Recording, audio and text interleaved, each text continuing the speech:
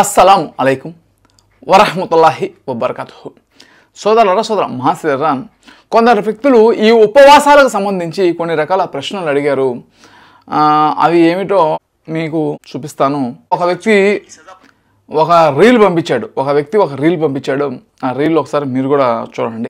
एक रोजा छोड़ने की सजा पता है आपको? 9 लाख बरस जहन्नम की आग में जलाया जाएगा।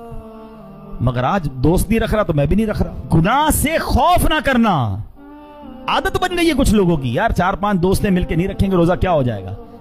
अस्तगफिर। విన్నారు కదా, ఈ యొక్క రీల్లో ఈ వ్యక్తి చెప్పేది ఏంటంటే, ఒక్క ఉపవాసం ఉండకపోతే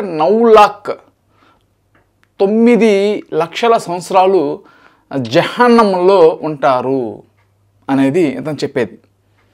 యాక్చువల్గా ఖురాన్లో ఏముంటుందంటే, ఒక వ్యక్తికి దేవుడు స్వర్గం ఇస్తే స్వర్గం ఇచ్చేస్తాడు, నరకం ఇస్తే నరకం అనేది ఇచ్చేస్తాడు. స్వర్గం అన్నా నరకం అన్నా అది లైఫ్ టైం అంటే, ఇంకా లైఫ్ అంటే మీకు ఎలా చెప్పాలంటే ఇంకా చావు అనేది ఉండదు. ఇక్కడ మనకి చావు ఉంటుంది ఈ ఇహలోక జీవితంలో. స్వర్గంలో కానీ నరకంలో చావు ఉండదు, అది ఇచ్చేస్తాడు. 9 లాఖ సంవత్సరం ఇంకొక హదీస్లో కూడా ఉంటుంది, 7 లక్షల సంవత్సరం ఇంకొక హదీస్లో 40,000 సంవత్సరాలు ఒక్కరోజు ఉపవాసం ఉండకపోతే అని. ఈ విధమైన ఒక హదీస్లో ఉండే మాట కానీ ఖురాన్లో ఉండేటటువంటి మాట కాదు, ఈ ఒక వ్యక్తి చెప్పింది. ఇంకొకరు కూడా ఒక ఇన్స్టాగ్రామ్లో పెట్టినటువంటి ఒక పోస్ట్ అనేది మనకి పెట్టారు. ఆ ఇన్స్టాగ్రామ్లో పెట్టినటువంటి పోస్ట్ను కూడా మీకు నేను చూపిస్తాను చూడండి. ఏదో ప్రవక్త సందేశం అని ఇది ఒక ప్రొఫైలు. వీళ్ళు పెట్టినటువంటి పోస్ట్ ఏమిటంటే, ఎండ వేడికి దాని తాకిడి భయంతో ఉపవాసం రోజా వదులుకునే ఆలోచన చేసేవారు నరకం వేడిని గుర్తు చేసుకుంటే ఇన్షా అల్లా ఉపవాసం ఉండే ఆలోచన చేయగలరు అనేది ఇతను పెట్టినటువంటి సబ్జెక్టు. అంటే ఇక్కడ విషయం ఏంటంటే, ఎండ వేడికి ఉపవాసం అనేది వదులుకోకండి, నరకం వేడి గుర్తు చేసుకోండి అని ఈ యొక్క వ్యక్తి పెట్టింది. అంటే ఈ యొక్క వ్యక్తి పెట్టాడు, ఇది ఖురాన్లో ఎక్కడుంది? ఈ వ్యక్తి పెట్టింది ఖురాన్లో ఎక్కడుంది అంటే, ఉపవాసం ఉండకపోతే మీరు నరకానికి వెళ్ళిపోతారు, ఉపవాసం ఉంటేనే స్వర్గానికి పోతారని ఖురాన్లో ఒక్క వాక్యం నా ఖురాన్లో నాకు చూపించండి ఎవరైనా సరే. ఇట్లాగ ఖురాన్లో లేనటువంటి విషయాలు, అల్లా పైన జ్ఞానం లేకుండా ఈ విధంగా పోస్టులు పెట్టే వారి కోసం ఖురాన్లోని సూరే ఆరాఫ్ 7వ సూర 33వ వాక్యంలో ఈ ఖురాన్ గ్రంథంలో అల్లా తెలియజేస్తాడు. 33వ వాక్యంలో, అల్లా పైన అబద్ధాలు మోపకండి, అల్లా పైన జ్ఞానం లేనటువంటి విషయాలను మీరు చెప్పకండి, ఇటువంటి మాటలను అల్లా నిషేధించాడు. ఇప్పుడు ఇతను ఓన్గా పెట్టుకున్నాడు. అంటే ఏదో వీళ్ళు ఎట్టుంటారంటే, కొందరు వీళ్ళు సొంతంగా ఏదో చెప్పేస్తారు. ఇప్పుడు ఒకడు కూలి పని చేసేవాడు ఉంటాడు, ఎండలో కూలి పని చేయాలంటే చెమట మామూలుగానే కారిపోతుంది, నీళ్ళు తాగాలి, నీళ్ళు అనేది బాడీని కూల్ చేస్తుంది. చెమట అనేది ఎందుకు వస్తుందంటే, మన బాడీలో ఉండేటటువంటి ఒక వేడిని తగ్గించేదానికి, చల్లబరిచేదానికి చెమట అనేది వస్తూ ఉంది. అదంతా వెళ్ళిపోతుంటే మళ్ళీ తాగుతూ ఉండాలి, మళ్ళీ వెళ్తే మళ్ళీ తాగుతూ ఉండాలి. ఇవన్నీ వీళ్ళకి తెలుసా? ఏదో ఒక మాట చెప్పేస్తారు, ఆ దేవుడు స్వర్గం ఇచ్చేస్తాడు ఉపవాసం ఉంటే అని. ఖురాన్లో ఎక్కడ ఉందో నేను చెప్తున్నాను, నేను అడుగుతున్నాను. ఖురాన్లో ఉపవాసం ఉంటే స్వర్గం అని ఎక్కడ ఉంది? నాకు ఒక్క దగ్గర నాకు చూపించాడు. అది ఖురాన్లో అల్లా చెప్పాడు. మీకు సూరే బకరా 2వ సూర 183వ వాక్యంలో, 184లో మరియు 185, 86 దాకా కూడా మనకి ఉంటాయి అన్నమాట. ఏమని ఉంటుందంటే, ఉపవాసం అనేది మీ కొరకు విధిగా చేశాను, మీ పూర్వీకులకు కూడా నేను ఉపవాసం అనేది నేను విధిగా చేశాను. ఒకవేళ ఉపవాసం ఎవరైనా ఉండలేకపోతే వాళ్ళ యొక్క పేదవాడికి భోజనం పెట్టండి, లేదా ప్రయాణ స్థితిలోనో లేకపోతే ఎవరికైనా ఆరోగ్యం బాగలేకపోతేనో వాళ్ళు మళ్ళీ ఇతర దినాలలో ఉపవాసాలు అనేది పూర్తి చేయండి. ఎవరైనా ఉపవాసం ఉన్నప్పుడు దాని తర్వాత ఉపవాసం రాత్రులందు మీ భార్యలతో మీరు పాల్గొనవచ్చు. ఈ విధంగా ఉంటుందన్నమాట. ఉదయం నుంచి సాయంత్రం వరకు కూడా, అంటే సూర్యుడు ఉదయించినప్పటి నుంచి సూర్యుడు అస్తమించేంత వరకు, అంటే సూర్యుడు కనిపించినప్పుడంతా ఉపవాసం అనేది పాటించాలి. దాని తర్వాత మీకు నచ్చింది మీరు తినవచ్చు. ఇక్కడ మనకి ఉంటుంది, ఖురాన్లో ఉండదని మనం చెప్పం. కానీ ఈ ఉపవాసం ఉంటే మీకు స్వర్గం ఇస్తాను, ఉపవాసం లేకపోతే నరకం ఇస్తానని ఖురాన్లో ఎక్కడుంది? అసలు ఇది ఏ ఉద్దేశంతో దేవుడు చెప్పాడు? ఇక్కడ సూరే బకరాలో ఈ 186 వాక్యాలు ఉంటాయి. పెద్ద సూర అనమాట అది. ఖురాన్ గ్రంథం మొత్తంలో కూడా పెద్ద సూర ఇది. ఈ సూర ఏంటంటే, అనేక మంది అనేక డౌట్లు అడుగుతుంటారు. ఓ ప్రవక్త, మేము మద్యం తాగవచ్చా? మద్యం తాగకూడదు, జోదం ఆడకూడదు. ఓ ప్రవక్త, మేము డబ్బులు ఎవరికి ఖర్చు పెట్టాలి? పేదలకు ఖర్చు పెట్టాలి, సమీప బంధువులకు ఖర్చు పెట్టాలి, తల్లిదండ్రులకు ఖర్చు పెట్టాలి. మీ ఖర్చులు అన్నీ పోను, తర్వాత మీకు మిగిలే డబ్బులు మీరు ఖర్చు పెట్టండి. అట్లాగే సూర్యచంద్రులు చంద్రుడు మార్పిడి ఎడతారు హజ్జు దినాల కోసం, ఎన్ని ఉండదన్నమాట. సూర్యుడిని ఎలా సృష్టించాడు, చంద్రుడిని ఎలా సృష్టించాడు, వర్షాన్ని కురిపిస్తున్నాడు, మీకు ఆ వర్షం కురిపించి తద్వారా మీకు పంటలు పండేటటువంటి ఏర్పాటు చేస్తున్నాడు, తద్వారా మీకు ఆహారం అనేది లభిస్తుంది, జంతువులకి ఆహారం అనేది లభిస్తూ ఉంది వర్షం పడడం ద్వారా ఉంటుంది. ఇట్లా అనేక క్వశ్చన్స్ అడుగుతూ ఉంటారు అనమాట. అనేక క్వశ్చన్స్లో కూడా ఒక ఉపవాసం అంటే ఒక యుద్ధం చేసేటప్పుడు ప్రవక్త ఏం చేశాడు అంటే, ఆ ప్రవక్త ఎప్పుడైతే ఇస్లాంలోకి వచ్చి ఈ ఖురాన్ గురించి ప్రచారం చేస్తే ఆయన్ని వాళ్ళ జాతికి సంబంధించినటువంటి వాళ్ళే అతన్ని నిషేధిస్తారనమాట. ఏంది నువ్వు మా వ్యాపారాలని దెబ్బ కొడుతున్నావు. ఈసా అలైహిస్సలాం కూడా ఎంతోమంది వ్యాపారాలని దెబ్బ కొట్టాడు. అప్పుడు ఈసా అలైహిస్సలాం కాలంలో ఏంటంటే గ్రంథ ప్రజలు ఎక్కువ మంది, ముఫ్తీలు ముల్లాలు అంటారు కదా, అట్లాంటి గ్రంథ ప్రజలు ఎక్కువ మంది అయిపోయారు. ఎంతో ముందు కాలంలో అంతమంది లేరు. ఈ ఈసా అలైహిస్సలాం కాలంలో ఎక్కువ మంది అయిపోయారు. ఈసా అలైహిస్సలాం వెళ్ళిపోయిన తర్వాత ఇంకా ఎక్కువ మంది అయిపోయి జనాలు అక్కడ తూట్లు పొడి చేస్తూ ఉంటే ఒక్కసారి దేవుడు ఏం చేస్తాడంటే, ఈ యొక్క మక్కా పట్టణంలో వీళ్ళ జాతిలో నుంచే ఒక ప్రవక్తని ఉద్భవించేదాకా చేస్తాడనమాట. ఆయన ఒక్కసారి ఒక్కడే ఉన్నాడు, మీరు పాపం చేస్తే నరకానికి పోతాడు, దేవుడు ఒక్కడే ఉన్నాడు, ఆయనకు భయపడండి, సృష్టికర్త ఒక్కడే అంటే వాళ్ళు అప్పుడు దాకా విగ్రహాలను ఏదేదో మూఢనమ్మకాలు ఆరాధిస్తూ ఉంటే, ఈయన మనవాడే కదా, ఇతను చెప్పేది కరెక్టే కదా, మా డబ్బులని వీళ్ళు దోచేస్తున్నారని ఈ ప్రవక్త వైపుకు వచ్చేసారు అనుచరులు. ఎప్పుడైతే ఈ ప్రవక్త వైపుకు ఈ అనుచరులు అందరూ కూడా వస్తారో ఒక్కసారి ఏంటంటే వీళ్ళ మీదకి యుద్ధం చేసేదానికి వచ్చేస్తారు. వాళ్ళందరూ కూడా యుద్ధం చేసేదానికి వస్తే వీళ్ళందరూ కూడా వీళ్ళప్పుడు దాకా మద్యానికి బానిసలు అయిపోయి ఉంటారు. చెడు అలవాట్లన్నిటికీ బానిసలు అయిపోయి ఉంటే దేవుడు చెప్తాడు, మద్యం వద్దు, వ్యభిచారం మీకొద్దు, జోదం మీకొద్దు అని చెప్పి తర్వాత వీళ్ళ బాడీని వీళ్ళు కంట్రోల్ చేసుకునే దానికి, సహనం పెరిగేదానికి ఉపవాసాలు ఉండేవాళ్ళు యుద్ధంలో. ఎందుకంటే యుద్ధం చేసేటప్పుడు ఒక్కసారి ఉదయం సాయంకాలం తిండి ఉండదు, నీళ్లు ఉండవు, అయినా బాడీ తట్టుకోవాలి, స్ట్రాంగ్ అలవాటు అవ్వాలని చెప్పి ఉపవాసాలను పాటించేవాళ్ళు. అక్కడ వాళ్ళు అడతారు, ఉపవాసాలు మేము ఉండాలా, ఓ ప్రవక్త ఉపవాసాలు మేము ఉండాలంటే దేవుడు అవతరింపు చేస్తారు, మీ కొరకు ఉపవాసం విధిగా చేశాను. మీ పూర్వీకులు యుద్ధం చేసేటప్పుడు ఎంత పూర్వీకులు కూడా యుద్ధం చేసేవాళ్ళు, వాళ్ళని కూడా దేవుడు పరీక్షించాడు. మీరు ఉపవాసం ఉండాలి. మీ పూర్వీకులు కూడా ఒకవేళ మీరు బలహీనలైతే మీరు ఉండాల్సినటువంటి అవసరం లేదు. ప్రయాణ స్థితిలో అంటే మీకు ఏదైనా పనుల్లో ఉంటే వేరే పనుల్లో మీరు ఖచ్చితంగా పనికి పోతే నాకు డబ్బులు వస్తాయి, నాకు ఇది చేసేదంటే మీరు ఉండాల్సినటువంటి అవసరం లేదు. ఒకవేళ నీకు ఏం పని లేదు, ఖాళీగా ఉంటే నువ్వు కూడా యుద్ధంలో పాల్గొను అన్నటువంటి యుద్ధం చేసేవాళ్ళు. అప్పుడు ఉపవాసాలు ఉండేవాళ్ళు వాళ్ళు. అప్పుడు మళ్ళీ డౌట్లు అడతారు, వీళ్ళు ఏం చేశారంటే ఆ భార్యతో కూడా సంభోగించేవాళ్ళు ఉపవాసాల టైంలో. అప్పుడు మళ్ళీ దేవుడు ఖురాన్లో వాక్యాన్ని అవతరింపజేస్తారు, మీరు రహస్యంగా ఆత్మద్రోహానికి పాల్పడతారని తెలుసు, ఆ టైంలో మీరు ఉండొద్దు, మళ్ళీ ఇంటికి పోయిన తర్వాత ఉపవాసం అయిపోయిన తర్వాత మీరు ఉండండి. ఇక్కడ డౌట్లు అడుగుతుంటారు అన్నమాట. ఈ సూర అంటే ఖురాన్ అంటే ఏంది, మనుషులు అడిగే డౌట్లని అల్లా క్లారిఫై చేస్తూ ఉన్నాడు అనమాట. ఇది ఇక్కడ ఉండేది ఒక ఉపవాసం అనేది ఒక పర్టికులర్ ఒక రీజన్ కోసం ఉండేవాళ్ళు. ఇప్పుడు మా ఫ్రెండ్కి ఒకరికి ఒక మిలిటరీలో జాబ్ వచ్చింది. మిలిటరీ జాబ్ వచ్చినప్పుడు మిలిటరీ ట్రైనింగ్కి పోయేటప్పుడు ఎంత పెడతారంట అన్నం, ఎంత పెట్టి 5 కిలోమీటర్లు బరిగిస్తారంట. నాకు వద్దురా ట్రైనింగ్లో నేను ఉండలేను, ట్రైనింగ్ నేను చేయలేను, నేను వచ్చేస్తాను అన్నాడు. కానీ డబ్బు కావాలా, అమ్మ నాన్నని పోషించాలా, పెళ్లి చేసుకునే భార్య బిడ్డలను పోషించాలి, డబ్బు కావాలని చెప్పి కష్టపడి ఉండేవాడు. ఒక కానిస్టేబుల్కి ఉద్యోగం వచ్చినప్పుడు కూడా కానిస్టేబుల్ ట్రైనింగ్లో కూడా ఇదే విధంగా చేస్తారంట. ఎంత పెడతారంట, బాగా కష్టపడేలాగా చేస్తారనమాట. ఇంకా కొందరు ఆక్టోపస్ అని వాళ్ళు ఉంటారనమాట. వాళ్ళకు కూడా అంతే, మనకి ఒక ఇంటర్వ్యూలో చూస్తూ ఉన్నాను, ఏదో ఒక చిన్న బిస్కెట్ ప్యాకెట్ టీ తాగిపించి 2-3 రోజులు ఉంచేస్తారంట. కొందరైతే అడవుల్లో వదిలేస్తారంట రాత్రులంతా కూడా. ఆ ట్రైనింగ్ కోసం రాత్రులంతా వదిలేస్తారు, ఆడే తిండి గిండి ఏం బెటరు, ఉదయం మళ్ళీ వచ్చి వాళ్ళు రిసీవ్ చేసుకుంటారంట. ఎంత ఒక ట్రైనింగ్, ఎందుకంటే మనిషి గట్టిగా అయ్యేదానికి. ఆ విధంగా అప్పట్లో యుద్ధం చేసేటప్పుడు కాకుండా ఆ సూరా కిందంతా చదువుకుంటారండి. యుద్ధానికి సంబంధించినటువంటి ఎన్నో వాక్యాలు ఉంటాయి. వీళ్ళు ఎట్లా రాసేశారంటే, ఇప్పుడు కొందరు మనకి స్టూడియోస్లో కూడా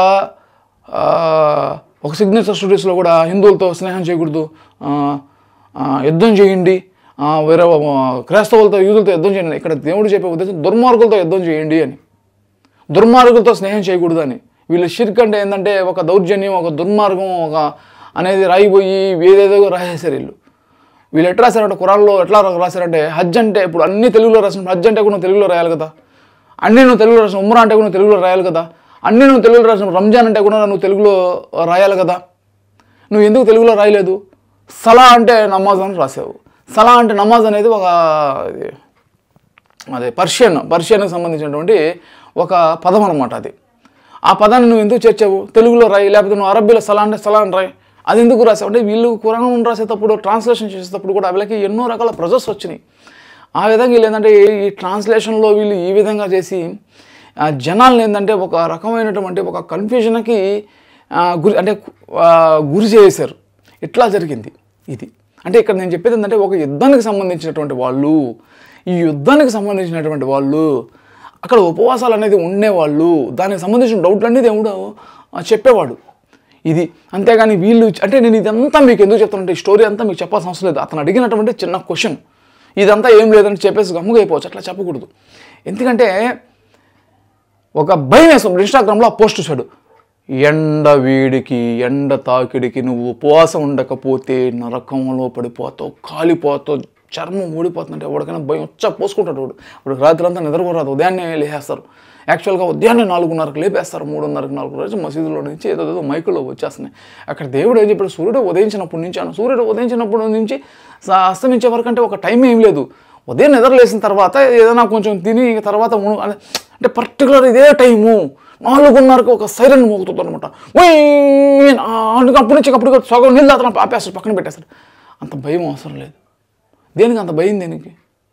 ఉదయించినప్పటి నుంచి అస్తమించే వరకు అని, సూర్యుడు ఉదయించినప్పటి నుంచి అంటే కొంచెం టైం ఉంటుంది దానికి అంతే. ఈ విధంగా ఏంటంటే భయాన్ని క్రియేట్ చేశారు. ఇప్పుడు తను చూడు, ఒక పెద్ద టోపీ పెట్టాడు, పెద్ద గడ్డం పెట్టాడు. 9 लाख साल జహన్నంకు జాతే, 9 లక్షల సంవత్సరాలు జహన్నంలోకి వెళ్ళిపోతారు. ఒక్క ఉపవాసం చూడితే వెళ్ళిపోతారు. మీ ఫ్రెండ్స్ అందరూ కలిసి క్యా హోతా అంటారు. మీ ఫ్రెండ్స్ అందరూ క్యా హోతా, నువ్వు నరకంలోకి వెళ్ళిపో. దేవుడు అని చెప్పాడా? 9 లక్షల సంవత్సరాలు నరకంలో వేస్తాడని చెప్పాడా? ఇస్తే నరకం ఇస్తా, ఇస్తే స్వర్గం ఇస్తా అనేది ఖురాన్లో ఉండేటటువంటి ఒక కాన్సెప్ట్. అంటే ఇదంతా ఎట్టయిపోతుందంటే అట్టయిపోతుంది. అయితే సోదరుల మాసలు మీరు ఉపవాసం ఉండాలంటే దానికి నేను వ్యతిరేకం కాదు, మీరు ఉపవాసం ఉండాలంటే దానికి వ్యతిరేకం కాదు. ఖురాన్లో ఉపవాసాల గురించి దేవుడు చెప్పింది ఏంటంటే ఒక పర్టికులర్గా ఒక యుద్ధం చేసేటప్పుడు అప్పుడు జనాలు ఏంటంటే ఒక ఉపవాసాలు పాటించేది, ఒక ఉపవాసాలు యుద్ధం చేసేటప్పుడు పాటించేవారు. దాని గురించి అక్కడ అల్లా చెప్పాడు. అది ఖురాన్ నెల, రంజాన్ నెల అవతరింపజేసినటువంటి ఖురాన్ అవతరింపజేసినటువంటి నెల. ఈ నెలలో మీరు ఉపవాసాలు అంటే ఈ ఖురాన్ అనేది మీకు తెలిసిన తర్వాత, ఖురాన్ అనేది వచ్చిన తర్వాత, మీకు వీటి గురించి ఇంకా దేవుడు ఒక్కడే తెలిసిన తర్వాత ఇక మీరు దేవుడు చెప్పినటువంటి మాట వినండి, ఇంతకుముందు వదిలేయండి, దాని అర్థం. అది మీరు ఉంటారంటే మీరు 30 రోజులు ఉండండి, నాకు నో ప్రాబ్లం. ఉండాలంటే ఉండకపోండి, నాకు నో ప్రాబ్లం. కానీ ఖురాన్లో ఉండే ఉపవాసాలు అనేది ఉన్నాయి, ఖురాన్లో లేకుండా లేవు. ఉపవాసాలు ఏంటంటే యుద్ధం చేసేటప్పుడు ఖచ్చితంగా సెల్ఫ్ కంట్రోల్ కోసం. సెల్ఫ్ కంట్రోల్ అంటే మిమ్మల్ని ఆపుకోవడం కోసం. సోమ్ సియామ్ అంటే అర్థం. సోమ్ సియామ్ అంటే వీళ్ళు ఉపవాసం రాదు. సోమ్ సియామ్ అంటే ఆపుకోవడం అని అర్థం. ఆపుకోవడం, మిమ్మల్ని మీరు ఆపుకోవడం, చెడు అలవాట్ల నుంచి ఆపుకోవడం. ఇప్పుడు సిగరెట్ తాగుతూ ఉంటాడు, నెలంతా ఉపవాసం ఉన్నాడు అనుకోండి, అతను కంట్రోల్ అవుద్ది.